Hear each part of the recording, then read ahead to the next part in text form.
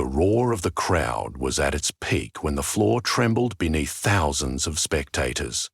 No one had anticipated any kind of seismic activity, but there it was, a thunderous rumble that seemed to roll through the entire stadium. Initially, people assumed an earthquake, mild and fleeting. Then, a jagged line snaked across the grass, a crack that ripped open like a hungry mouth. Spectators, startled from their seats, peered over railings with hushed awe. What happened next was far beyond the scope of any sporting event. A figure appeared at the center of the field, a man in battered armor, half kneeling as though stepping onto sacred ground. The adrenaline-fueled hush drew out every breath in slow motion. He rose, leaning on a sword that reflected the light of the stadium's overhead spotlights. His eyes darted around, scanning the tiered stands. It was a collective moment of shock before the entire stadium erupted into panic. He turned in circles, clearly disoriented, then attempted to speak, but his voice was lost in the downpour of frightened screams. A few security guards rushed toward him. He lifted the visor on his bronze helmet and beheld a sight he must have found just as terrifying as the crowd found him. The towering steel arches, the electric banners announcing players' names, and the mass of cell phones recording him from every angle. The man had the bearing of a knight. There was no mistaking that distinct posture and the way he balanced the blade's weight. Before city officials could even arrive, the stadium was evacuated for safety. The spectators, uncertain if this was some elaborate performance art or a genuine cosmic glitch, filed out as best they could, all while sneaking glances toward the strange warrior standing near the crack. News anchors converged on the entrances, cameras rolling, capturing the man's every move. In the swirl of confusion, a university professor specializing in medieval studies, Dr. Maggie Fowler, happened to be in the stands that day. She was close enough to watch the knight defend himself against security guards who approached him too hastily. He spun, steel scraping against steel battens, but managed only to disarm, not injure them. Then his gaze locked on Dr. Fowler, as though sensing she might understand his archaic language. She slipped beneath the barrier, ignoring stadium regulations and the repeated shouts tugging at her periphery. With careful steps, she approached him, hands up to indicate no harm. He took a single step forward and barked something in a dialect that she recognized as a version of Middle English. Her heart hammered. This was impossible, yet there he stood. "Peace," she said, stumbling over the archaic words as best she could recall. "I come in peace." His trembling sword lowered, eyes lifting to read her face. She tried once more. "No harm, friend." "What place is this?" he growled, his accent thick. "Why are you all so tall, so gloriously arrayed with glimmering torches that do not burn?" Dr. Fowler struggled to formulate an explanation he could accept. "This is not your land," she finally managed, each syllable unsure. "We will not harm you." The man's breathing slowed, though the confusion remained etched across his features. Several security guards, along with local police officers, formed a cautious semicircle around him. Dr. Fowler raised a hand, halting any sudden moves that might panic the knight. Disaster was averted, for the moment. As the evening wore on, authorities managed to clear the stadium, cordon off the crater, and coax the knight behind a barricade with Dr. Fowler's help. He remained wary, often asking questions in a halting tone, as he peered at the flashing lights of the police cruisers, the cameras, the dazed onlookers. A paramedic tried to examine him. He refused at first, but eventually relented, scowling the whole time at the unfamiliar instruments aimed at his blood pressure and heart rate. His name, they learned, was Sir Tristan of Blackwood, a knight sworn to an ancient order. According to him, he had been defending his homeland against some monstrous threat. A swirling chaos perched on the horizon, only to fall through a fissure that appeared on the battlefield. One moment he was locked in combat with shadowy beasts, the next he found himself in a stadium full of shouting, strangely dressed people. When the media outlets heard this, they all but exploded with theories. Had someone orchestrated an elaborate stunt? Was this a brilliant piece of performance art? Or, and this was the theory capturing the imagination of the entire city, was there truth in Sir Tristan's insistence that he did not come from this world at all? That first night, city officials deliberated endlessly behind closed doors. Some wanted to treat the knight as a curiosity, confining him to an institution for observation. Others believed he might be the real deal, urging caution.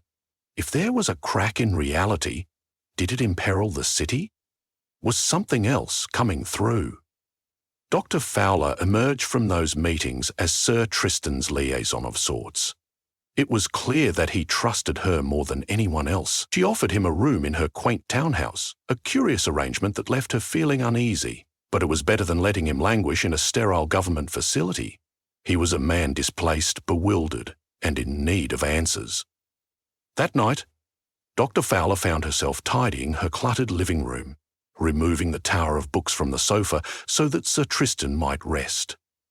He gazed around as though he had stepped into a wizard's sanctum. She demonstrated how lamps turned on with a flick of a switch, how a refrigerator hummed with cold air. He regarded everything with wide-eyed fascination. With the basics established, he finally sank onto the sofa. Dr. Fowler brewed tea. When she returned, he murmured thanks and tried to sip it, grimacing at the unfamiliar taste. His eyes scanned her shelves of medieval texts, particularly the illuminated manuscripts. She recognized the curiosity in his gaze. Taking a seat across from him, she recalled the question that would not leave her. You said you were fighting. Who or what were you fighting? He cast a haunted glance at the empty air, as if searching for an answer that might reassert itself. Shadows, he muttered. Something rose from the depths, a swirling rift of darkness, unleashing creatures upon my land. My order rode out under the king's banner. We fought valiantly, but the ground split beneath our feet. Some of us were swallowed whole. I found myself here. She nodded, trying to record his every word in her mind. Do you believe your arrival is connected to that rift? It must be, he replied. These cracks in the earth. They're doorways, perhaps. But if I came through, I fear others may too. Far worse things than me. He paused, body still trembling with residual adrenaline. My oath does not end simply because I have crossed into this strange realm. I must protect my people. And your people if they are in danger? De Croixou made no effort to disagree. The stadium crack had proven that reality might not be as stable as they believed. The city was already buzzing with speculation. She offered him a weak smile and rose to get him an extra blanket. The next morning, news networks reported occurrences of smaller cracks in different corners of the city near the river, in an abandoned theme park, in the basement of a historic library. Each was small enough to pass off as a structural fault, but the timing was peculiar. Dr. Fowler's phone rang repeatedly. The city's mayor insisted that she bring Sir Tristan to investigate these cracks. There was concern that if these fissures spread, entire neighborhoods could be in jeopardy. The city needed answers. The reluctant knight consented. Alongside them traveled a handful of academics, city engineers, and 2 uniformed police officers, each uncertain of what they might discover. Their first destination was the library's basement, shrouded in dust and lit only by flickering bulbs. Locating the crack near a row of forgotten microphone cabinets, they found a fissure the size of a dinner plate. Sir Tristan approached, sword at the ready. A faint trembling pulsed from within. Dr. Fowler could sense something was awry, even from a step behind him. Then came an eerie hush, as if a vacuum had sucked away all sound. A whisper of cold air escaped the gap, raising goosebumps along her arms. Sir Tristan's breath stilled, and he gazed through the opening. Suddenly, a creature no bigger than a child's doll erupted from the fissure. Its eyes glowed red, and its limbs were spined. One of the police officers yelped.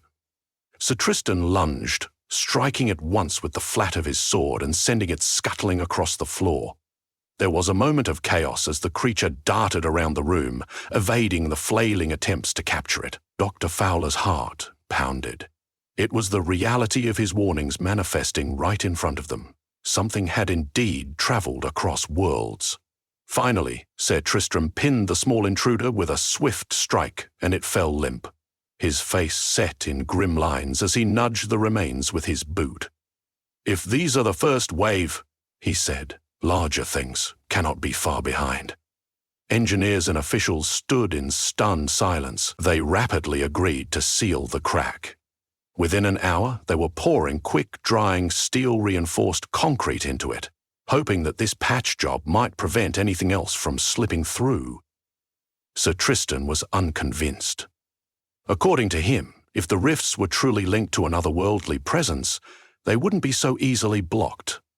Yet the city had to try something. A second occurrence proved his point. The old theme park crack was discovered under a dilapidated ride called the Dragon's Spin. When the group arrived, the crack was wider, large enough for something the size of a person to force its way through. A swirling darkness permeated the air, and the entire place felt ominous. No shrieks of thrill-seekers thundered anymore. The park had been abandoned for over a decade, but now something else was rummaging in the stillness. As the sun hovered low, stretching their shadows into exaggerated shapes, they approached the rift. Sir Tristan gripped his sword in both hands, knuckles white. Dr. Fowler could feel her heart hammering against her ribs. A scraping sound rattled from somewhere near the crack, and something like a massive clawed arm poked through the opening. Half the group fell back in alarm, but Sir Tristan ran forward with a bold cry. He found himself face to face with a bestial figure, reptilian eyes shining in the fading light. The creature roared, catapulting him back several feet. The policeman tried his sidearm, bullets ricocheting off scaly plates. Dr. Fowler darted sideways, grabbing a rusted steel rod from the ground, though she wasn't sure how much good it would do. She yelled for the others to get back. Sir Tristram sprang to his feet. He engaged the creature in a fierce duel, delivering a flurry of blows until it staggered. This was no momentary scuffle. The clash rang out across the deserted park, an echo of metal and monstrous growls. Dust rose, and Dr. Fowler could barely see through the haze. At last, there was a howl of pain, and the reptilian monster toppled backward into the swirling crack, vanishing in a flash of darkness. The rift sealed itself with a final hiss, leaving only a jagged line that looked more like a scar than an open wound. Panting, Sir Tristan lowered his sword, exhaustion etched on his face. "They are coming," he murmured, for the second time that day. "They will not stop." In the days that followed, the city braced for more sightings, more cracks. Journalists pounced on every rumour of suspicious activity. A strange chasm on a soccer field, an ominous quake in the subway tunnel. Some rumours proved false, others were tantalisingly real. Sir Tristan and Dr. Fowler soon found themselves drawn into a citywide quest to locate and close these cracks before something destructive forced its way through. As they travelled from site to site, they discovered a pattern. Each crack shimmered with an otherworldly energy that triggered erratic phenomena in the area: streetlights flickering in broad daylight, animals behaving oddly. Witnesses spoke of fleeting shapes, twisted silhouettes. In every case, Dr. Fowler found that Sir Tristan's presence was crucial in sealing them. He brought an ancient sword and an ancient vow, and perhaps it was the combination that acted as a ward against these intrusions. Yet it was not a simple matter. The cracks seemed to worsen in correlation with his presence, as if the force behind them was drawn to his energy. At one point, Dr. Fowler and Sir Tristram stood on the platform of a deserted subway station with only flickering fluorescent lights for company. They'd come upon a crack in the tracks, gently glowing. Before they could form a plan, the rails tore open in a burst of sparks. Something large and hulking slithered into view, glaring with glowing, pupilless eyes. It took Sir Tristan, 2 police officers and the city's bravest paramedic nearly half an hour to subdue the creature, which had powerful tentacles and a maw of crystalline teeth. The group emerged victorious, but not without injuries. Sir Tristan suffered a deep gash across his left arm. Shaken, they retreated from the station, and city engineers sealed the crack with more heavy concrete. That night, with Sir Tristan's arm bandaged by a startled nurse, Dr. Fowler listened as he confessed his growing despair. "In my world," he said, voice laced with bitterness and resignation, "I was pledged to defend my king and country. We had an entire order trained for this threat, but we were overwhelmed. If that same force has followed me here, what hope does this city have?" He paused to catch his breath, eyes heavy with grief. "There must be a source fueling these rifts. We must find it, or all is lost." Overhearing his words, Dr. Fowler remembered something. An ancient relic described in some of the medieval manuscripts she had studied. Tales told of an artifact with the power to stabilize realms. The story was half-forgotten myth, but it spoke of a sword that shone like the moon, hidden in a fortress in a dimension that bridged worlds. Her eyes flicked to Sir Tristan's weapon. She wondered if it too had some deeper magic. She explained her theory to him, her voice full of timid excitement. He nodded slowly, as though a glimmer of hope had been lit. "My sword is indeed older than my order. It's said to have been forged by the first guardians of our land. If we could find the place where it was made, perhaps we could close these rifts forever." In the week that followed, they scoured every corner of the city for clues, guided by Dr. Fowler's knowledge of medieval myth and Sir Tristan's recollections of epic battles. Remarkably, the repeated emerging of cracks revealed a pattern, forming an odd hexagonal ring around the stadium where he'd first appeared. It seemed that the stadium might be the epicenter of this phenomenon. Late on the 7th night, an emergency broadcast interrupted every station. The stadium had erupted with a towering vortex of darkness swirling in the night sky. Bolts of energy flickered overhead, and a roar reminiscent of distant thunder rattled windows for miles. News helicopters hovered eerily close, sending shaky footage of an expanding rift that cast the stadium in strobes of purple and black. Pandemonium gripped the city as thousands fled for safety. Sir Tristan, Dr. Fowler, and the small team of officials raced to the location. Upon arrival, they witnessed the spectacle of a lifetime. A gaping tear in space, large enough to swallow entire sections of the stadium. Half of the field was gone, replaced by swirling darkness. Shapes flickered inside, as if an entire world waited them on the other side. The only barrier keeping monstrous invaders from flooding the city was a wavering haze of light, seemingly emanating from Sir Tristan's sword.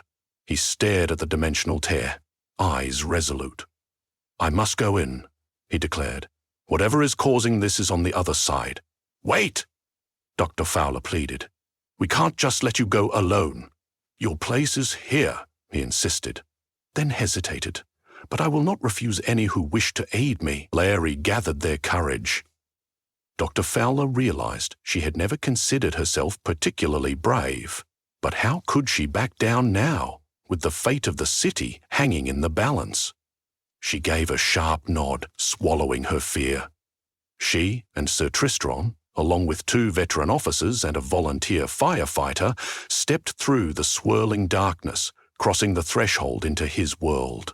A blast of icy wind greeted them on the other side.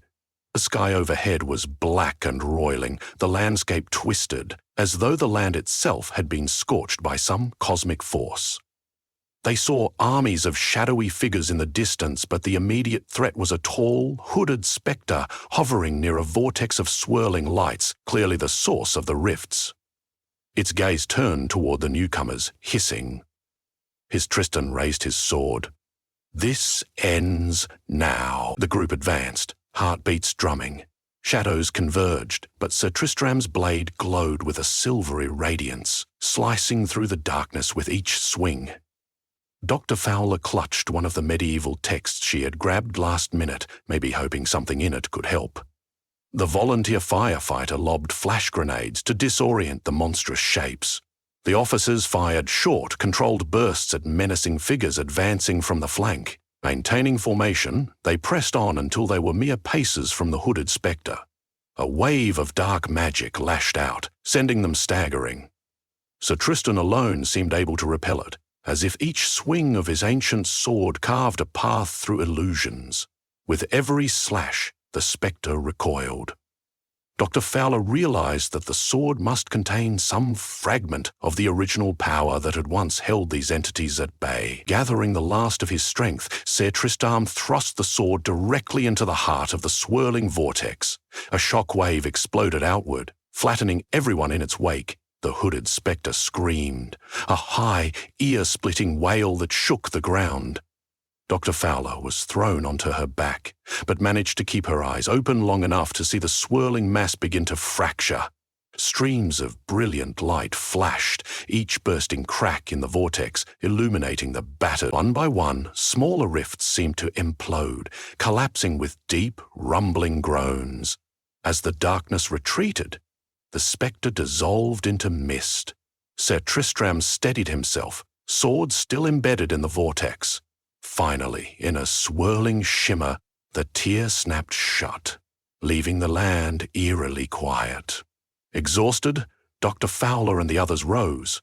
The fields around them were no longer crawling with creatures. A faint dawn glow peeked over distant mountains. The fight in this world was over, at least for now. But there was a problem. Sir Tristan's blade lay shattered at the tip. The energy that had sustained it reduced to dying embers of magic. He stumbled toward Dr. Fowler, leaning on her shoulder. Behind him, she could see the contours of a rocky pass that might lead to a fortress. Perhaps the old kingdom he'd once served. Would he rebuild his realm, reclaim his order? A flicker of golden light caught their attention behind them. The place where the vortex had sealed shimmered and showed the stadium on the other side, a window back to the city they'd left. The connection was waning, becoming paper-thin. If they hesitated too long, they would be trapped here. "Come," she urged, voice cracking. Sir Tristan looked torn. The city was safe, the cracks were sealed, but his land lay in ruins, possibly needing him. Ultimately, though, the weight of exhaustion and the promise he'd made to protect the people who had sheltered him decided his course. He stepped back, through with Dr. Fowler and the others.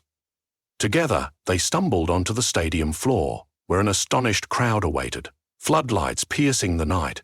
In a rush of relief, medics, officials, and journalists surged around them.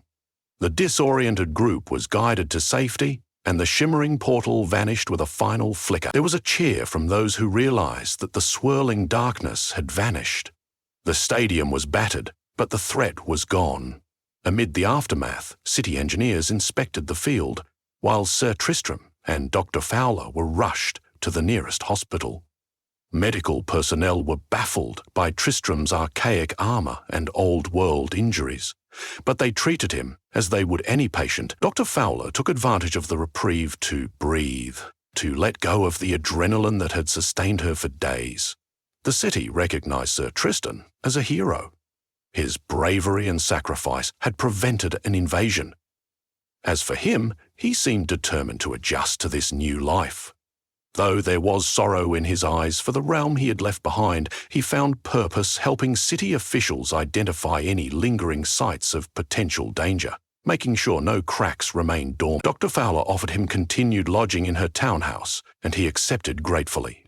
Weeks later, it was still surreal to see a medieval knight strolling through a modern metropolis. And yet the city adapted. People acknowledged him with nods of respect. Children gawked at his shining armor, newly repaired by local craftspeople who found ways to fuse modern alloys with medieval design. Reporters clamored for interviews, but he remained reserved, only granting a few statements in broken modern English. Dr. Fowler, meanwhile, was writing a paper about the dimensional phenomenon, although she was keenly aware that many in the academic community would question her findings.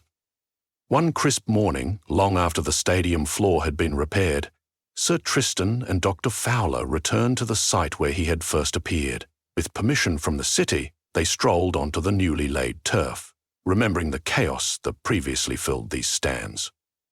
Workers had done a marvelous job restoring the field, erasing almost every sign of the horrifying events that had transpired. A single hairline scar remained, faint enough that one had to look closely to see it.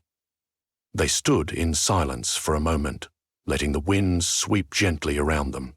Eventually, Dr. Fowler cleared her throat. "Do you think there's any chance you'll return to your home?" she asked, her voice quiet. "I do not know if the realm still stands," Sir Tristram replied solemnly. "The swirling darkness ravaged much of it, but my sword's magic sealed the rifts from both sides. For now, I must believe my people at least have a chance. Whether I can reach them again, that remains uncertain." He paused, gazing into the distance. "I feel torn between two worlds now." "We're grateful," she said softly. "Our city would have been lost without you." He met her eye, nodding. "Perhaps you saved me as much as I saved you. Without your guidance, I would have been lost here." They lingered, absorbing the last of the day's golden sunlight. Life would go on. The city would forever be changed by those events. The stadium quake, the arrival of a knight, and the monstrous threats that nearly poured through. Scribbled across the history books, yet unwritten, was the knowledge that dimensions could overlap, ordinary life could fracture, and medieval vows could find new meanings centuries beyond their origin. As they left the stadium, Sir Tristan stopped to lay a hand on the faint scar in the earth, as if in silent salute to the forces that had brought him here. Then, with eyes clear and posture strong, he turned and walked onward, forging a new path in a realm that, in its own way, needed a knight just as badly as his old one ever had.